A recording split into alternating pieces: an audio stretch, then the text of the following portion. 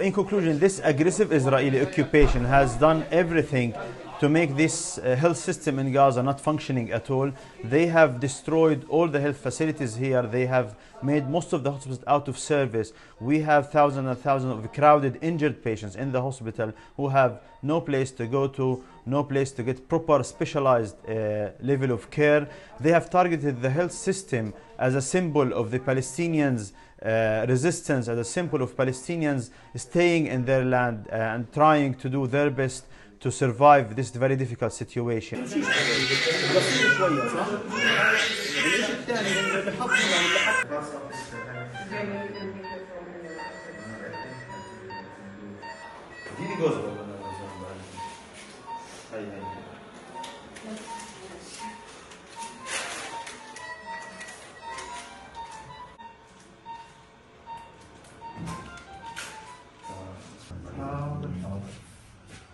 الفترة الجاية إن شاء الله في شيء ثاني والدتي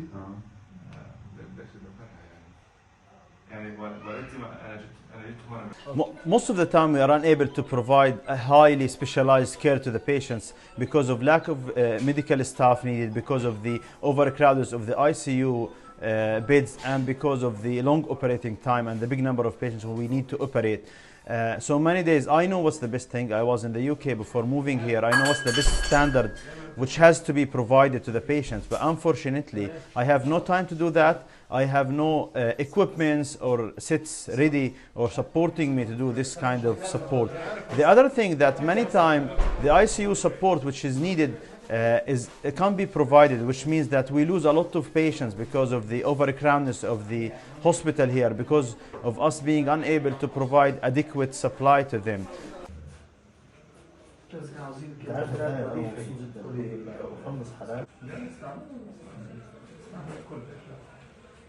One of the other big challenges that many days we have to prioritize between the patients, and we have to prioritize with the patient with higher survival rate in compared to the ones which are really in bad situation, which need a lot of care. And we lost many patients because we were unable to provide them with the service. At one point we were not treating any patient with extensive burn because we know the bed capacity in the ICU can't deal with this big number of patients.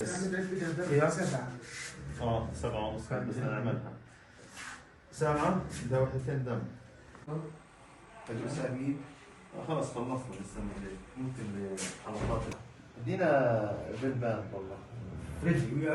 One of the other big issues and the challenges that these big numbers, thousands and thousands of injured patients are staying in the hospitals. There is no place to evacuate them. Usually when any circumstance happen in any other country or the natural disasters, the patients will be able to be evacuated outside of the country to help us to cope with the new patches of patients, to help the medical staff to get some relief, and to get the patient the best care they needed outside in specialized centers. Unfortunately, this is not happening. We have less than 5% of the patients being referred outside of Gaza, and the hospitals are still overcrowded with the patients. I am a facial surgeon from the States. I came with a group from PAMA, Palestinian American Medical Association. We've been here for 10 days and we've been working with local surgeons and medical staff on helping the people of Gaza. Yes.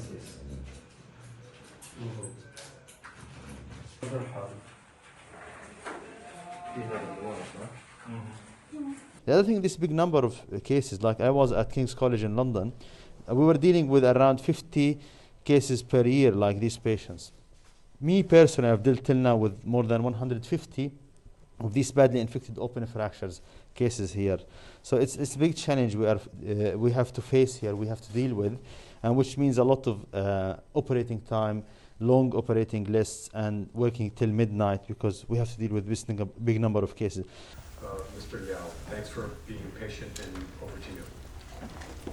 The health situation, but I would say the humanitarian situation in the Gaza Strip is beyond catastrophic and literally desperate. Of the funding that comes in is for relief at the moment.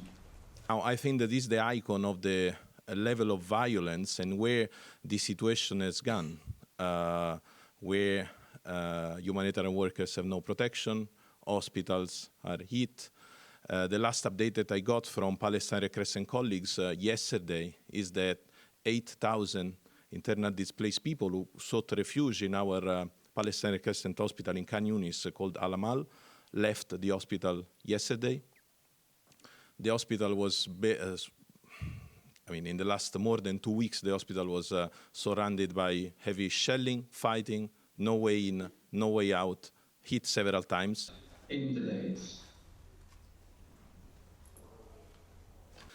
So there was big issues in terms of medicine, replenishing stocks was almost impossible, access of ambulances, lack of food, and lack of water. And this is why, I would say that this is a nightmare that we already experienced a couple of months ago in our Palestine Red Crescent hospital in Gaza City called Al-Quds.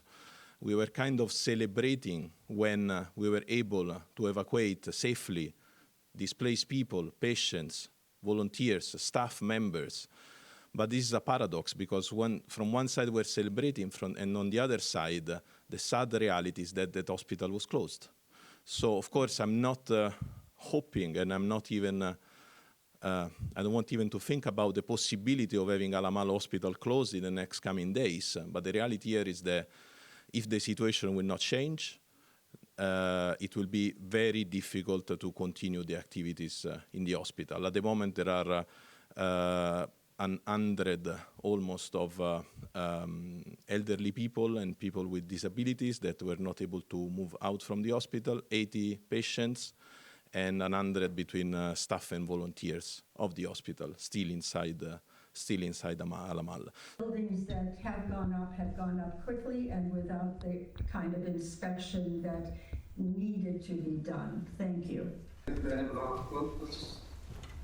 the good team of the team, Benedict Madani, which